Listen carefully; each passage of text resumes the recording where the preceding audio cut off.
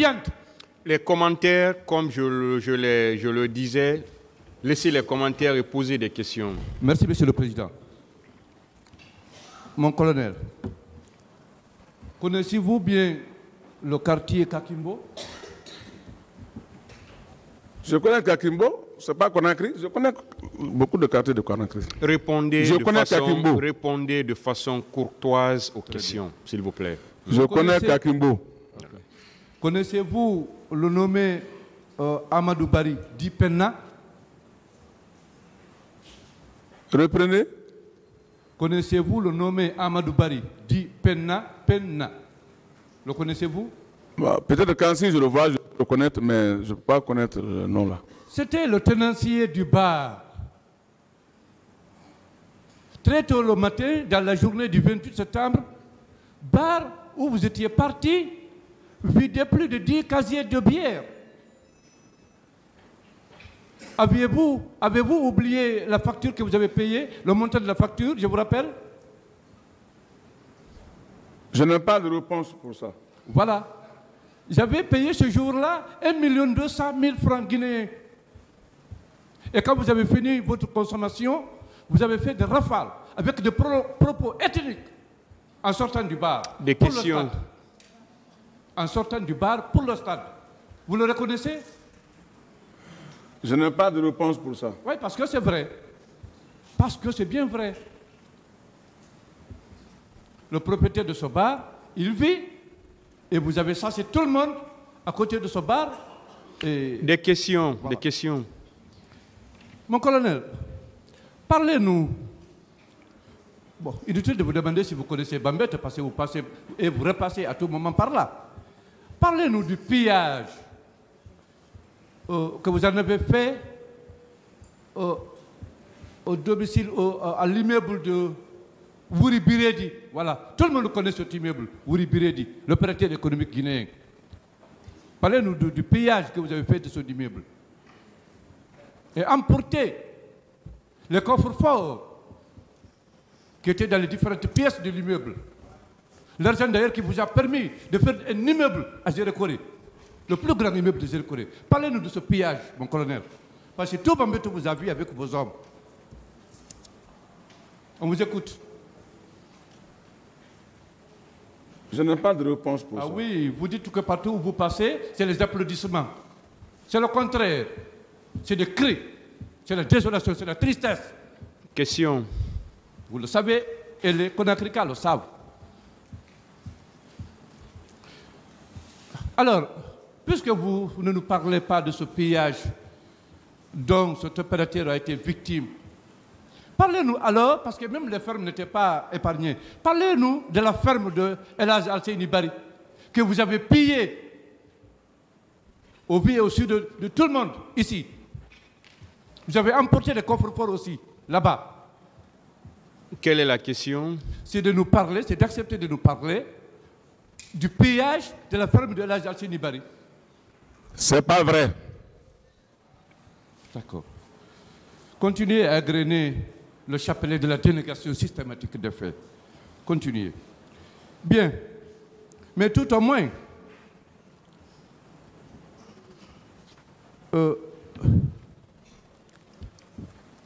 vous allez accepter, mon colonel,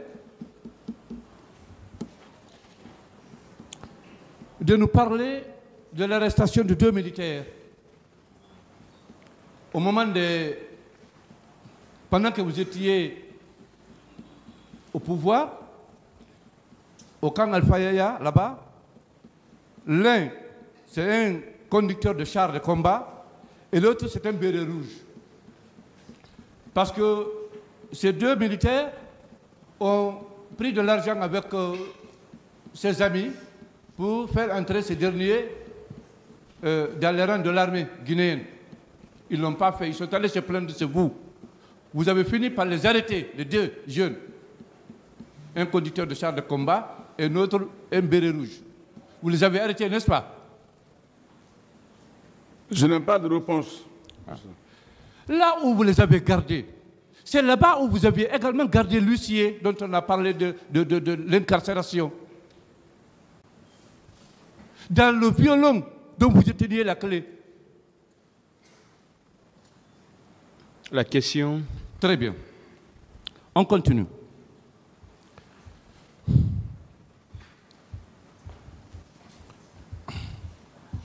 Alors, en répondant à une question ici, vous aviez dit que Feu Ousmane Konté était un de vos amis, n'est-ce pas? Qui? Ousmane Konté, le fils du feu général Lansana Konté. Vous avez dit que c'était un ami à vous, n'est-ce pas? C'est ma classe, c'est un ami. Très bien. Pourquoi l'avez-vous arrêté après avoir pris le pouvoir? Moi, je n'ai jamais quand- arrêté Ousmane Konté. Paix à son âme. Mais quand je dis vous, ça veut dire que c'est votre pouvoir. Parce que quand son père vivait, vous le faisiez comprendre que vous rouliez pour lui. Une fois que son père n'est pas là, c'est lui qui allait reprendre la place de son père. D'autres questions, il a répondu. Hein. D'autres questions. D'accord.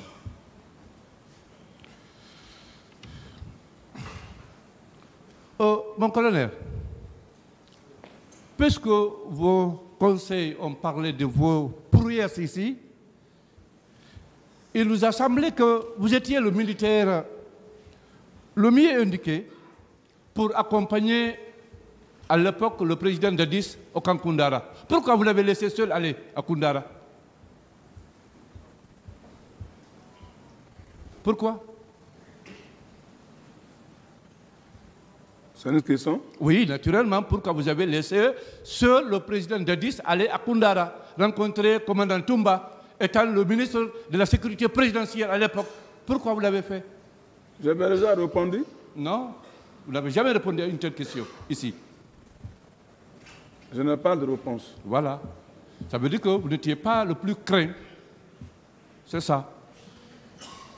Dites-moi, mon colonel, entre la sécurité du président et la sécurité de l'infrastructure qui abrite la présidence, quelle est la sécurité la plus importante qui doit avoir la priorité? C'est celle du président ou bien de l'infrastructure qui abrite la présidence? C'est celle du président. Très bien. Pourquoi vous ne l'avez pas occupé? Pourquoi vous n'avez pas été l'aide de camp du capitaine Dadis? Pourquoi? Si je n'ai pas. Pourquoi vous n'avez pas été choisi comme étant l'aide de camp du capitaine Dadis? Non, c'est sa sécurité qui est la plus importante. La place de l'aide de camp est petite pour moi. Vous venez de confirmer que c'est la sécurité du président qui est la plus importante. C'est elle qui doit avoir la priorité. Et par conséquent, vous devriez l'occuper, vous, si vous étiez l'homme le plus fort, le plus craint, D'autres l'invincible. questions. D'autres questions. Voilà. Bien. Mon colonel, on continue.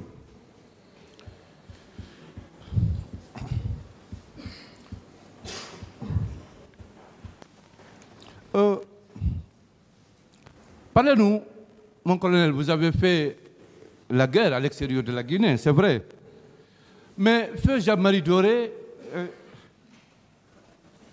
quand il vivait, il a témoigné dans des vidéos pour dire qu'il y avait deux messieurs, deux éléments de l'Ilimo qui discutaient de son élimination au 28 septembre, au stade. Parlez-nous de ces deux éléments. Mais là où je n'ai pas été au 28 septembre, comment je vais parler des éléments? Si, mon colonel, vous avez été au stade. Je ne connais Tous pas les ces deux Guinéens, éléments. tous ceux qui ont été au stade, Quelle est votre réponse? c'est de nous parler de ces deux éléments Non. de l'Ilimo. Ok. N'en connaissez pas. Très bien. Ok. Mon collègue, vous avez dit que vous n'avez jamais braqué votre arme contre un Guinéen, n'est-ce pas? Plus grand jamais. Plus grand jamais. Allez-vous accepter de nous parler de 120 policiers tués au CMS? Allez-vous accepter de nous dire? Je n'en sais rien. Voilà. Et le pillage de l'OCAD, les quantités de drogue saisies, gardées là-bas, emportées par vous. Parlez-nous de ça aussi. Je n'ai pas de réponse pour ça. Oui. Tout ce qui vous colle à la peau, vous n'avez pas la réponse. D'accord. Monsieur C.C. Haba a soutenu ici, tout au moins, que c'est vous qui l'avez sauvé. Est-ce que vous pouvez nous expliquer comment vous avez réussi à le sauver? Pendant que Marcel le recherchait avec des armes blanches et des armes de guerre. J'ai bien dit que ça a coïncidé à mon passage quand je rentrais au camp. Quand je rentrais au camp, j'étais arrêté à côté de 32 escaliers, ça discutait entre eux. Je les ai dit là-bas, je dis non, laissez ça. Il y a un chef de bataillon, laissez-le. Lui là, laissez-le. C'est comme ça que j'ai intervenu et j'ai continué mon chemin. Oui, mais il est allé jusqu'à dire qu'une fois au camp Alpha Yaya, vous avez instruit à ce qu'on le mette dans votre bureau, qu'on l'enferme là-bas. Est-ce vrai? Ah, il est là, il est mieux placé pour expliquer là-bas. Est-ce que cela est vrai? C'est vous qui êtes à la barre. Répondez. Je l'ai dit que moi, j'ai intervenu pour lui. D'accord. D'accord. Vous, quand même, il a eu la chance d'être sauvé par vous pendant que beaucoup de ses concitoyens perdaient la vie au camp Alpha Yaya. D'autres questions? N'est-ce pas? N'est-ce pas, mon colonel? Ceci-là, ce n'est pas ma présence. Ah, d'accord. Mon colonel, tout ce que les Guinéens ont vécu au stade du 28 septembre, c'est grâce à un seul mouvement. Ce mouvement s'appelle Dadis doit rester. Parlez-nous de ce mouvement, mon colonel. Étant ministre de la sécurité présidentielle à l'époque, parlez-nous de ce mouvement. Dadis doit rester. Je n'ai pas de réponse. Vous devez en avoir la réponse, vous le savez. Parce que c'est vous qui avez posé d'autres questions. D'accord. Ok. Mon colonel, à présent, parlons des exactions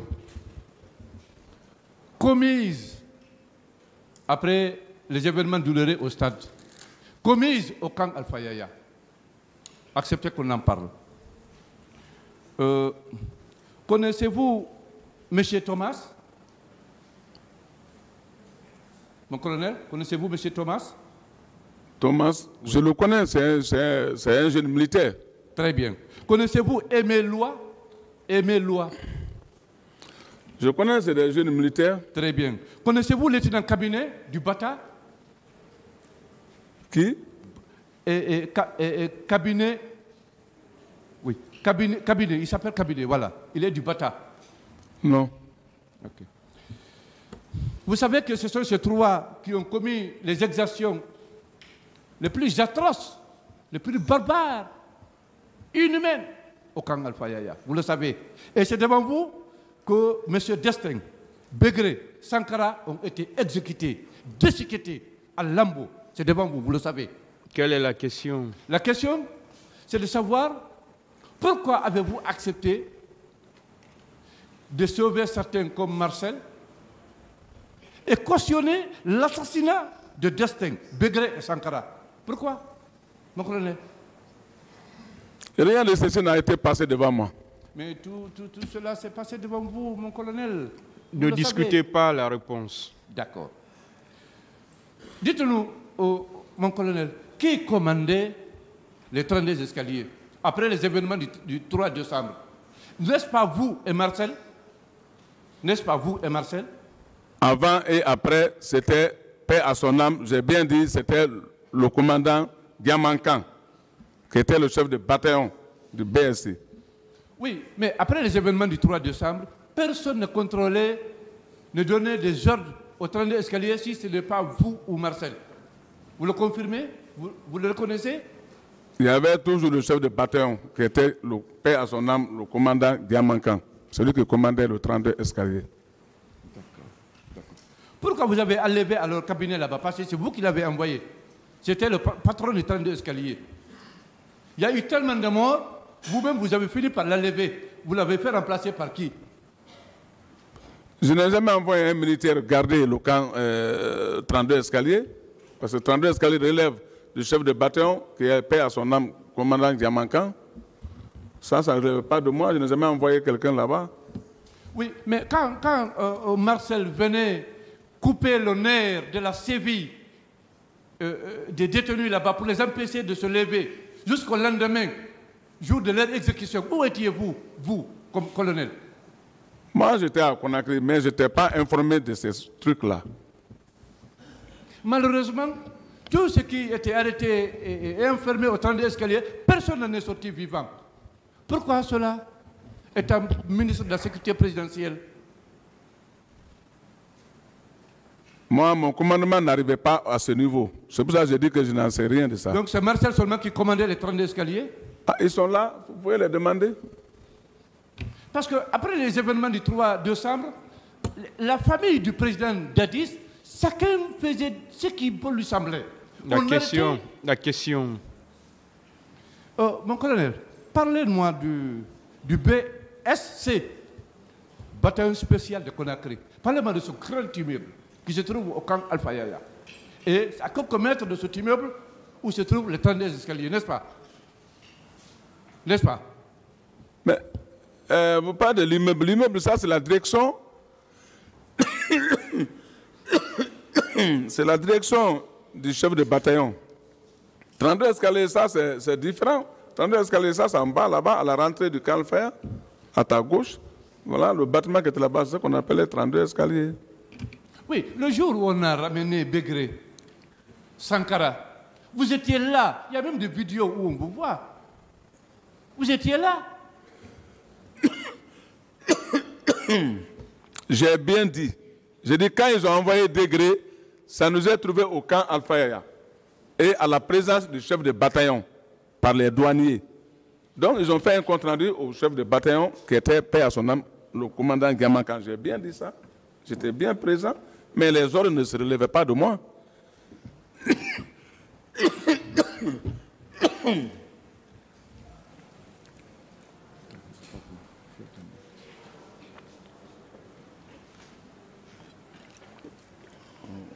Bien, mon colonel, pour finir avec vous, parlez-moi, entre votre groupe et celui de M. Marcel. Est-ce que vous pouvez continuer? Oui, on peut continuer. Très bien. Merci, M. le Président. Dites-nous, mon colonel, entre M. Marcel et vous, qui de vous recherchez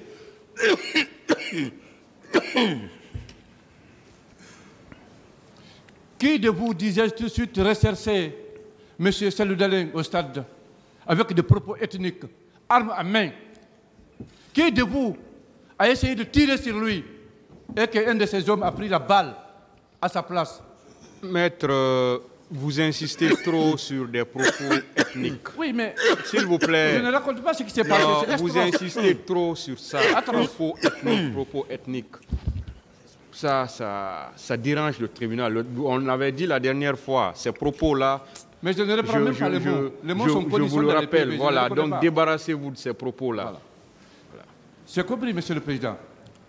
Dites-nous, mon colonel, qui de vous le recherchez, arme à main? Qui de vous a essayé de tirer sur lui? Et un de ces hommes a pris la balle à sa place. Je n'en sais rien. Je n'en sais rien. Étant proche du président Dadis, étant son ministre de la Sécurité présidentielle, pourquoi vous n'avez pas tenté de le dissuader afin qu'il accepte au moins que le blessé, notamment M. Célou Dalein, sorte de la Guinée pour aller se soigner? Pourquoi avez-vous donné des instructions à l'aéroport pour qu'il ne sorte pas? Pourquoi? Je n'en sais rien. D'accord. C'est bon, monsieur je vous remercie, Monsieur le Président.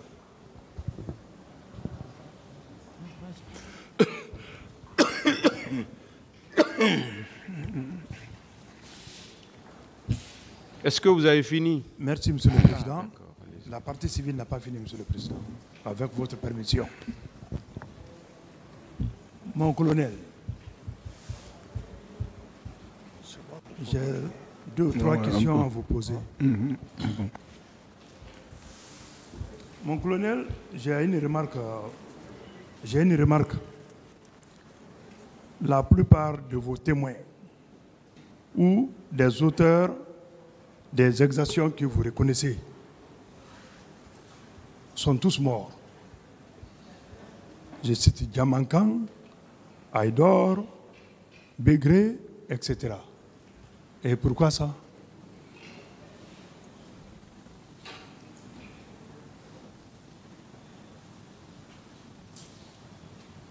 Reprenez la question. J'ai dit bien, mon colonel, j'ai dit pourquoi la plupart de vos témoins que vous citez ou des auteurs des exactions que vous-même vous reconnaissez, je parle de ce qui s'est passé au 32 escaliers, sont tous morts. Ah, mais ça c'est indépendamment de moi, ça c'est Dieu. Mais quelle coïncidence! Les exactions qu'on vous reproche, vous reconnaissez ces exactions, mais vous dites que vous n'êtes pas auteur de ces exactions. Les personnes que vous indiquez en tant qu'auteurs de ces exactions sont tous morts.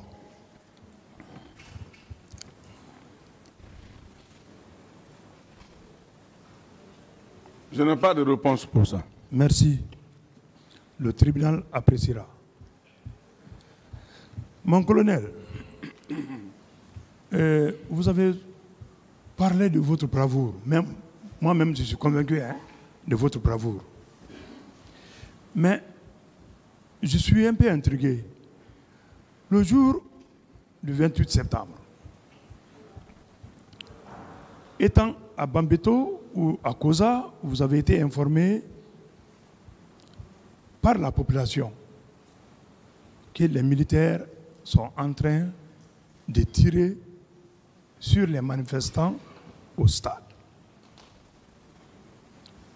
Au lieu de continuer au stade, vous êtes très influent, vous pouvez arrêter quand même sur le champ, agir sur ces militaires-là, parce que vous êtes très influent dans l'armée. Vous êtes parti au camp. Et vous avez vous-même informé le président d'Addis, comme quoi ça ne va pas au stade. Les militaires sont en train de se comporter très mal au stade. C'est vos propres termes. Et le président était très fâché. Comme le président est informé déjà, vous êtes l'homme des missions difficiles. Le président ne vous a pas dit, allez-y au stade. Votre présence pourra empêcher la continuation de ces exactions. Le président ne vous a pas dit, et vous-même, en tant que l'homme fort de l'armée, vous n'avez pas pris l'initiative de partir au stade pour empêcher. Vous êtes rentré chez vous, vous reposez. Et pourquoi? Quelle explication pouvez-vous donner à ça? Je n'ai pas de réponse. Vous n'avez pas de réponse. Oui. Mais vous étiez informé quand même ce jour-là que la vie des personnes était en danger au stade. Vous avez été informé, vous-même vous l'avez dit ici, vous avez été informé par la population. J'avais déjà répondu à cette question. Non, je veux savoir, est-ce que vous étiez informé que ce qui s'est passé au stade n'était pas normal? Je n'ai pas de réponse. Merci, mon colonel. Mon colonel, vous connaissez Guinée Plastique? Reprenez la question.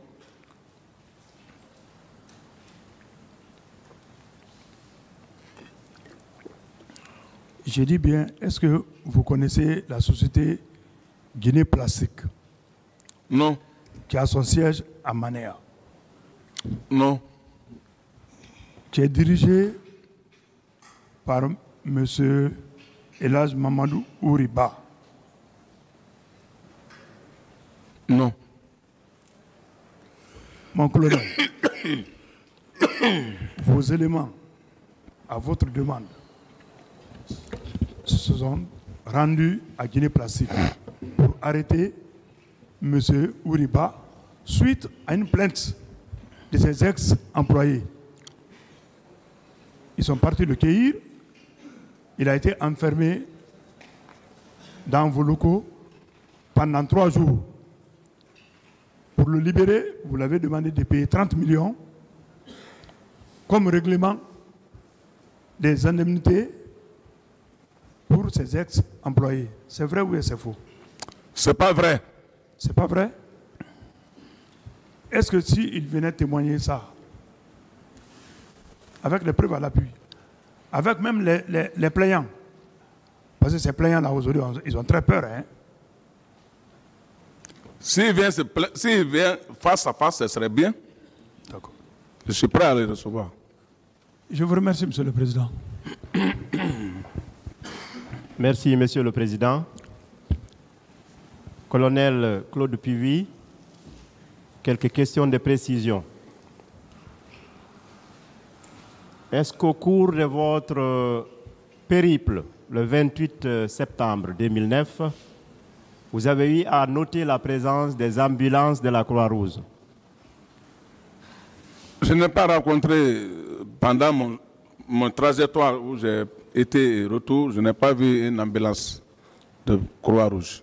Tout de même, fort de votre longue expérience de membre des contingents de maintien de la paix et de votre longue carrière de militaire, pouvez-vous nous dire si vous connaissiez la protection particulière accordée à ces ambulances de la Croix-Rouge? Je n'ai pas vu les ambulances de Croix-Rouge. Est-ce que ces ambulances sont protégées en temps de paix ou en temps de guerre? Ils ont une protection particulière? Mais même quand nous étions au Libéria, les ambulances de Croix-Rouge, ils ont le plus grand respect. Donc vous confirmez très bien que vous connaissez que ces ambulances-là on ne peut pas entraver leur trajet. Partout, quel que soit le front, ils ont leur respect. Je vous remercie pour la réponse pertinente. Alors, pourquoi, lors des massacres du 28 septembre 2009, vous avez ordonné à vos hommes d'intercepter une ambulance de la Croix-Rouge? Vous avez fait sortir les blessés et vous avez pu les embarquer à destination du camp Alpha Yaya. Pourquoi? C'est pas vrai. Est-ce que je peux quand même vous informer que ces informations ne sont pas des inventions, mais sont tirées d'un rapport international des plus fiables à la page 30? Je n'ai jamais rencontré Je poursuis. un Croix-Rouge. Je poursuis. Ces personnes qui ont été envoyées au camp, quel sort avez-vous réservé à ces blessés-là? Quelque chose que je n'ai pas vu, comment je vais expliquer? Je n'ai pas vu ces blessés ni une ambulance. Est-ce que ces personnes-là ne font pas le lot des disparus? Je n'ai pas vu. Est-ce que ne peut pas aussi être parmi le lot des personnes ensevelies dans des fosses communes? Je n'ai pas vu. Sur la même lancée, mon colonel, quel a été votre rôle dans l'occupation militaire des hôpitaux le 28 septembre et les jours qui ont suivi? Reprenez la question. Votre rôle dans l'occupation militaire des hôpitaux et autres établissements de soins. Quelle a été votre implication? Bon, je n'ai pas été dans un hôpital pour surveiller ou pour regarder, je n'ai pas été. Lorsque vous aviez ordonné à vos hommes de saccager la pharmacie de l'hôpital Donka, c'était à quelle fin? Vous poursuivez quel but? Je n'ai jamais ordonné à mes hommes d'aller saccager une pharmacie. Est-ce que lorsque ces personnes saccageaient la pharmacie, le ministre de la Santé était présent? Là où je n'ai pas été, comment je vais connaître s'il y avait un ministre présent? Mon colonel. Kamayen, là où il y a eu plus de 120 policiers morts et des disparus, là aussi vous étiez derrière. Et l'opération était dirigée par Grand Co, qu'on appelle Coplan. Je ne parle pas et je ne parlerai pas de ça parce que ce n'est pas ces faits-là, ce n'est pas pour les faits, ce n'est pas les faits sur lesquels je suis devant le président du tribunal. Je n'en sais rien. Oui, mais je dis que je n'en sais rien, je ne réponds pas à cette question. Je n'en sais rien. D'autres questions? D'accord. D'accord. D'accord. Bien.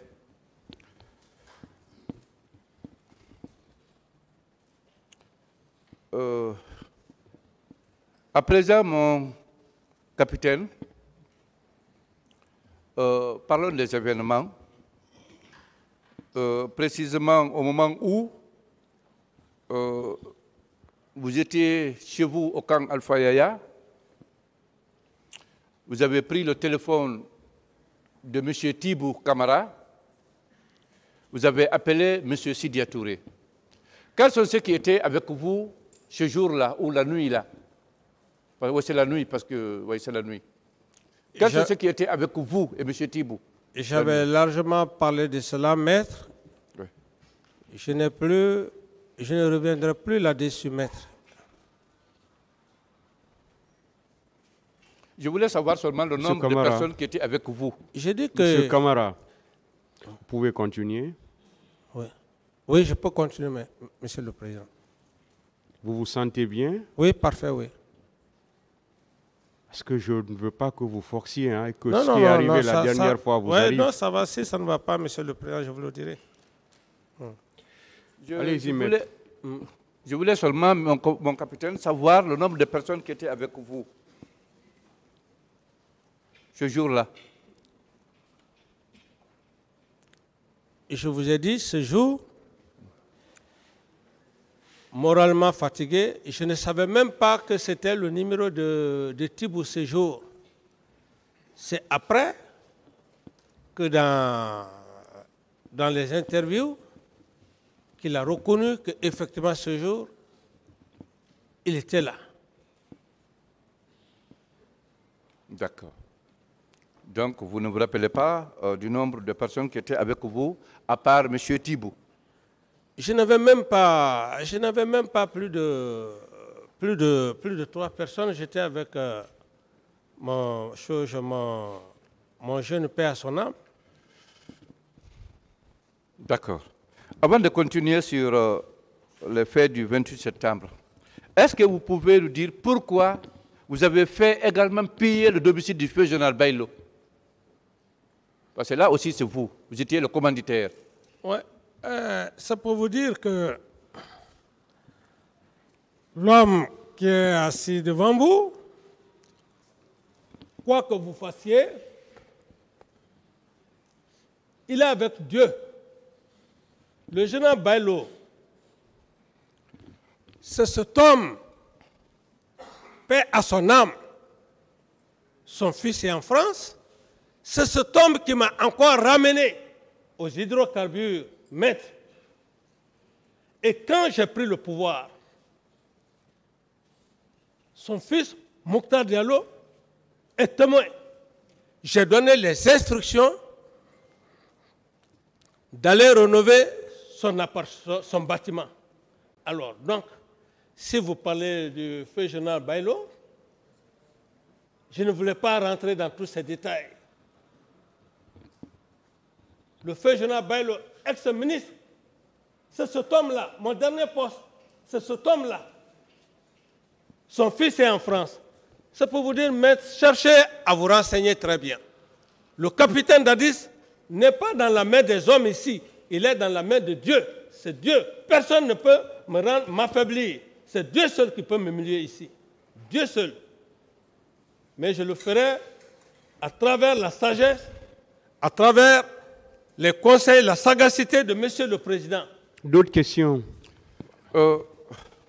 Dites-moi, mon capitaine, pourquoi vous avez fait également arrêter à l'époque colonel Idi Amin et Biro Kondé et les incarcérer au camp Alpha Yaya?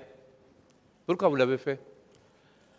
Allez-y, maître, demandez le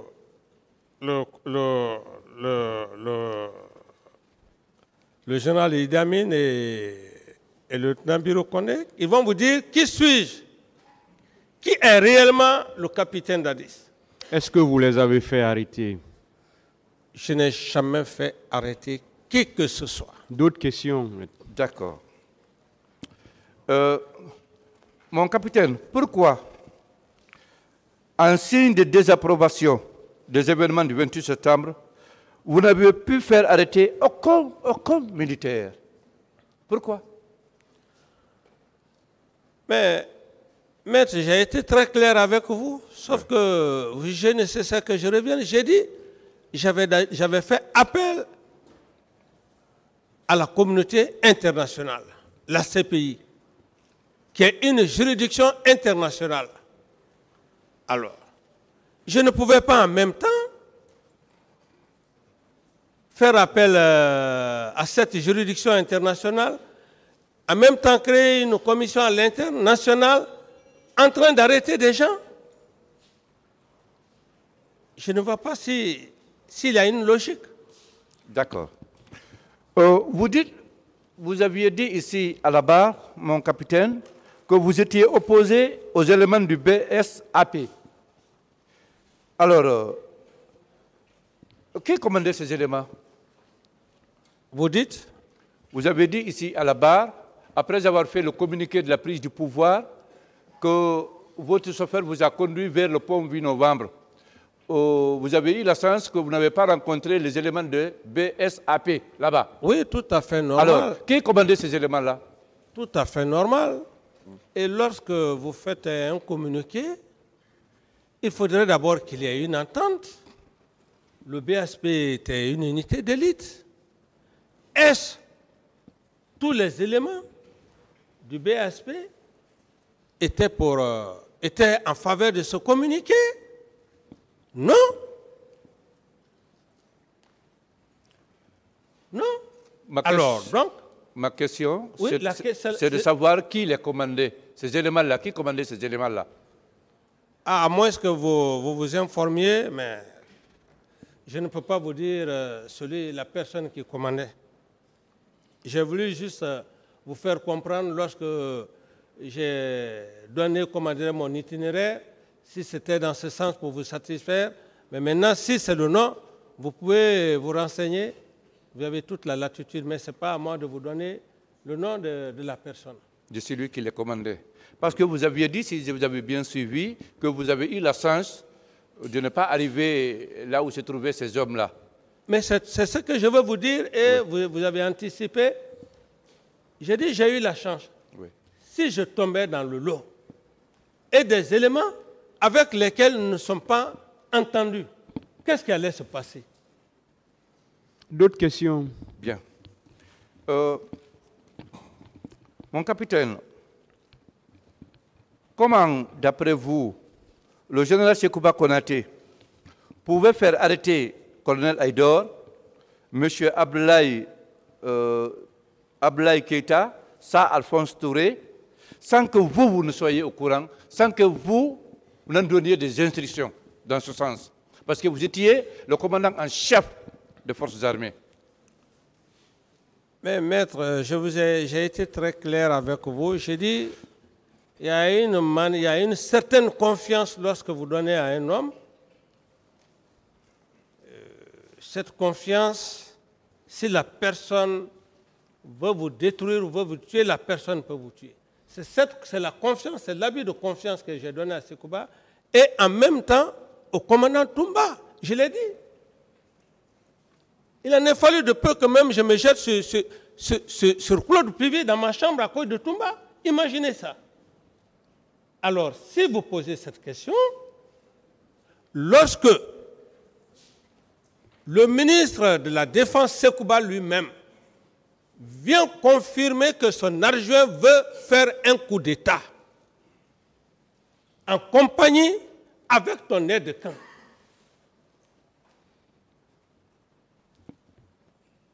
Et c'est comme ça, généralement, les gens perdent leur vie. C'est comme ça, généralement, les hommes perdent leur vie. Heureusement qu'ils sont vivants, c'est dans ce contexte. Il faut d'abord convaincre, il fallait me convaincre que son adjoint veut faire un coup d'État. Quelqu'un qui vient, qui dit que son adjoint veut faire un coup d'État.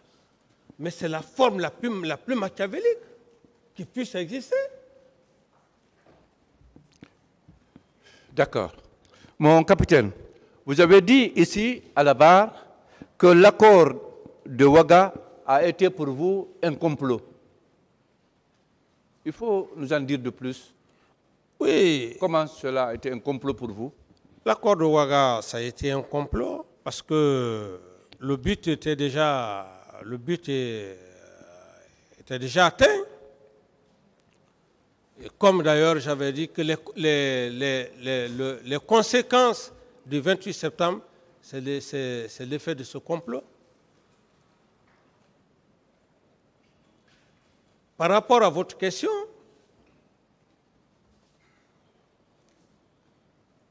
lorsque le but a été atteint, parce qu'il fallait que le capitaine Dadis quitte, lui rende infréquentable, il y a eu un faux accord à Ouaga, où dans cet accord, il disait que bon, Sekouba était vice-président de la transition par intérim, et moi j'étais le titulaire. Et dès qu'ils sont venus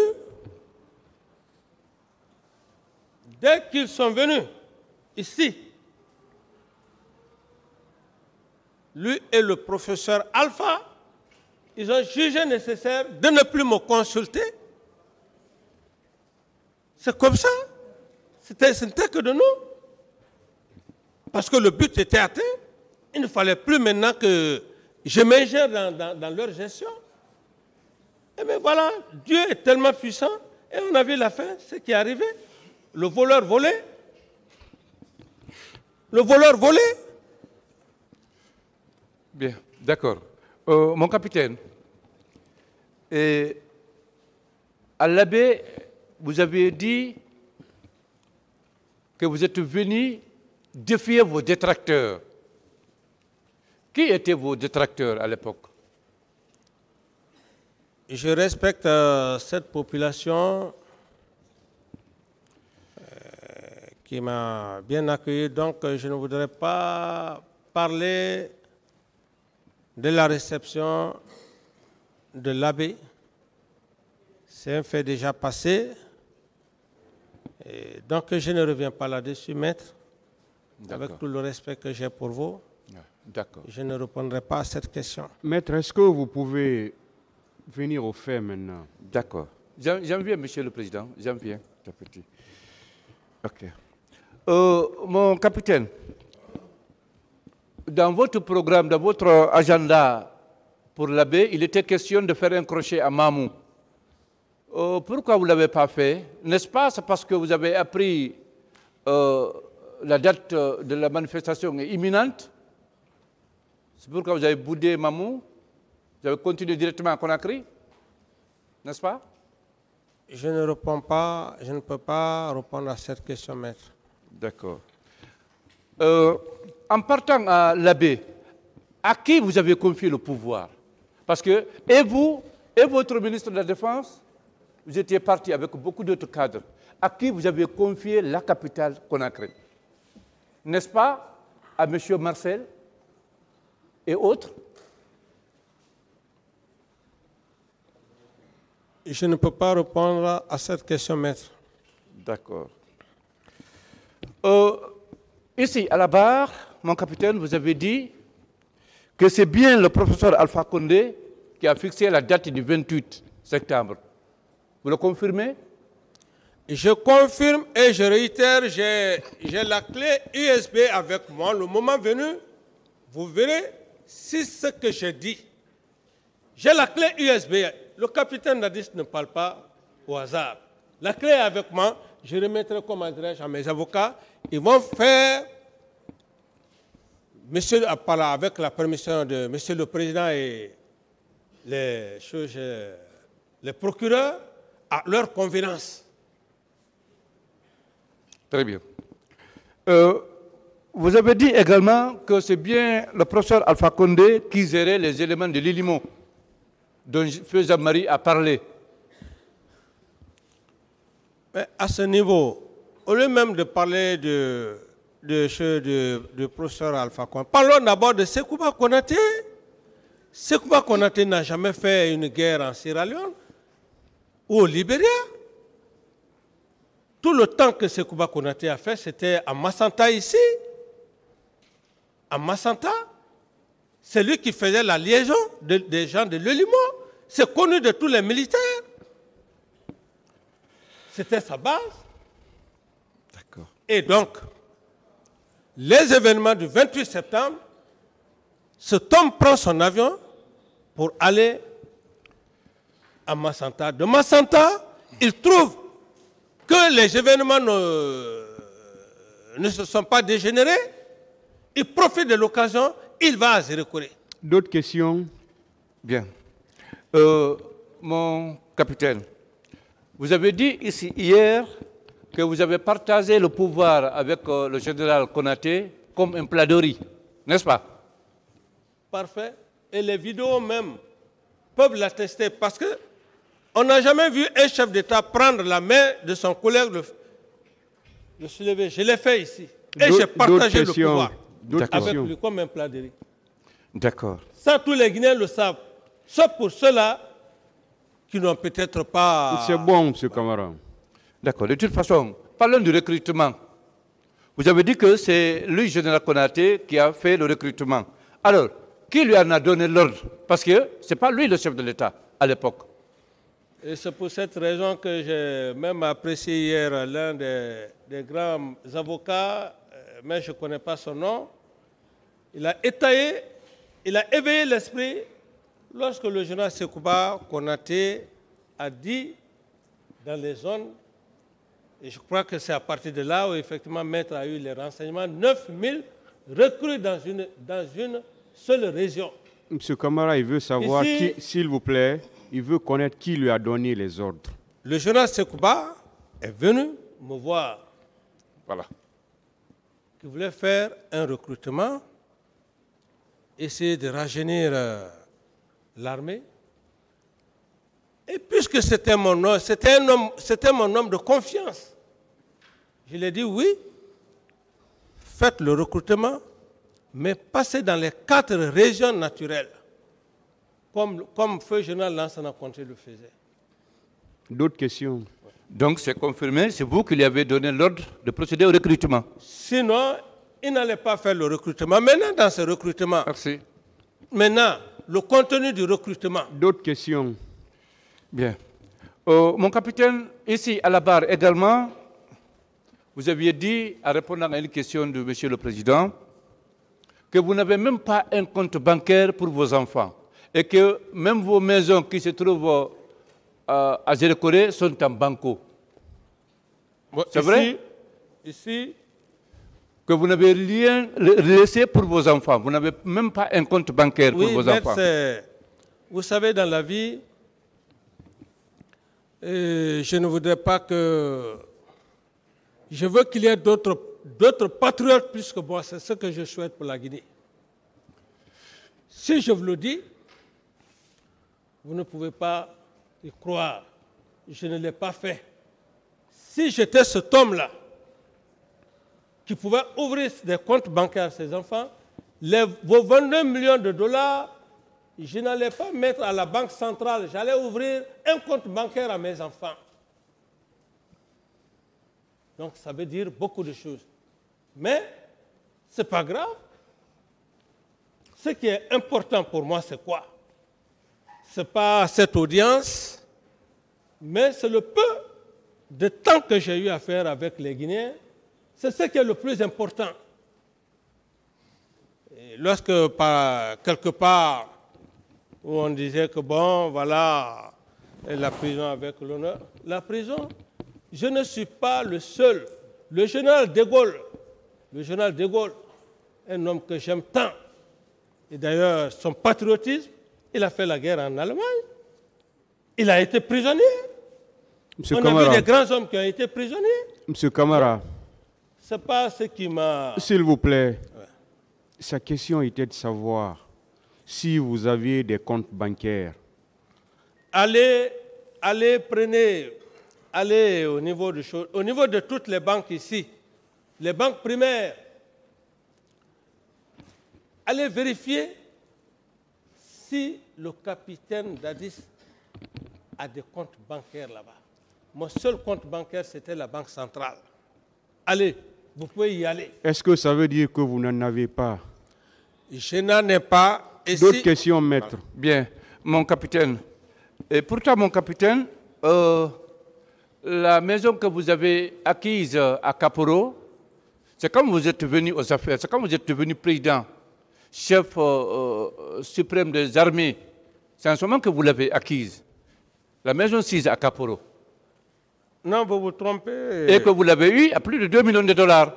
Non, vous vous trompez.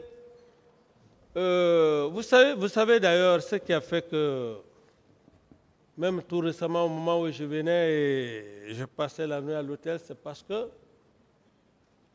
ces maisons n'étaient pas entretenues. Et quand j'ai pris le pouvoir, je me suis abstenu. J'avais un budget de souveraineté. Mais vouloir le faire, qu'est-ce que la population allait penser? La population n'allait pas penser à un budget de souveraineté. Les bâtiments que vous êtes en train de parler, ça c'est bien avant la prise du pouvoir. Et vous pouvez encore, j'ai été très clair ici, devant le parquet, j'ai dit, ils ont leurs collègues. Ils n'ont qu'à aller, ils n'ont qu'à faire une petite inspection.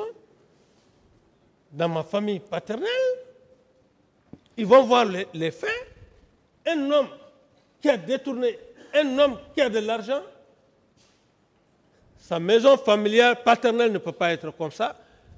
Très heureusement que les éminents magistrats et présidents sont là, ils peuvent immédiatement appeler leurs collègues d'aller dans la famille paternelle du capitaine Dadis et dans sa famille maternelle.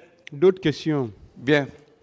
À présent, mon capitaine, parlez-nous du pacte qui a eu lieu entre le commandant Toumba, M. Cessé, M. Marcel plutôt, et vous, et plusieurs d'autres d'ailleurs. Il y a eu un pacte entre vous. Parlez-nous de ce pacte.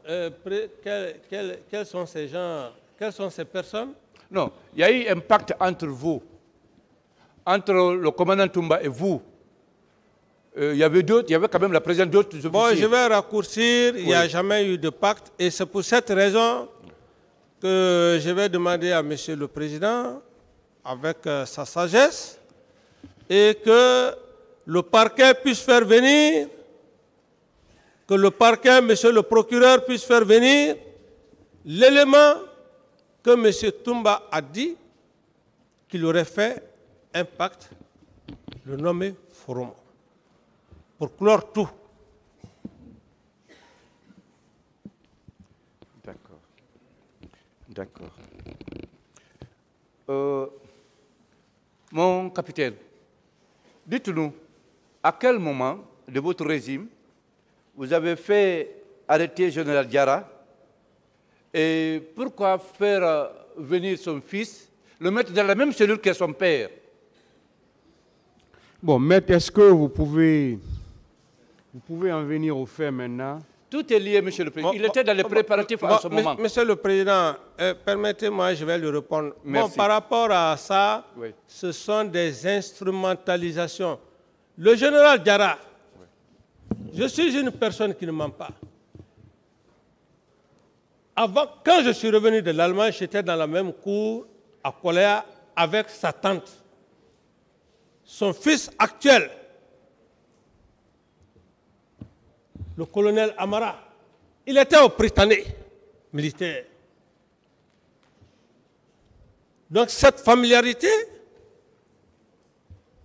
a été une bonne cohésion de vie. Et quand j'ai pris le pouvoir, le général Diarra, il est encore là, maître. Quand j'ai pris le pouvoir, le général Diarra était chef d'état-major général des armées. Et c'était d'ailleurs tous les généraux. Il y a encore un des derniers dinosaures, le chef d'état-major, l'ex-chef d'état-major, le ministre Ibrahima Diallo, au camp Alpha Yaya. C'est le général Diarra qui a pris la parole. D'accord. Patienté qui a pris la parole et il s'adressait en ce moment-là au général Toto. Quand j'ai vu que ça n'y allait pas, le général Kandé, le général Sampil, eux tous étaient devant moi. Paix à l'âme du général Chérif, eux tous ils étaient devant moi. J'ai eu la sagesse. J'ai dit, c'est vous qui avez fait de nous ce que nous sommes. Le ministre, le chef d'état-major Ibrahima Diallo, il est encore vivant. Et le général Baldé encore, il est encore vivant, ils sont vivants. C'est en ce moment qu'ils ont rejoint leur domicile.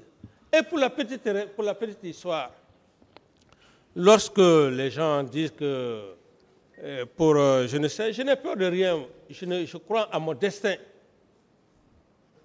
Par rapport à l'arrestation que vous parlez, personne ne peut vous dire que le capitaine Dadis m'a arrêté. Personne. D'autres questions? Bien, mon capitaine. Et deuxièmement, c'est bon, M. Camara, c'est bon. Précision. Ensuite. M. Camara, c'est bon. C'est bon.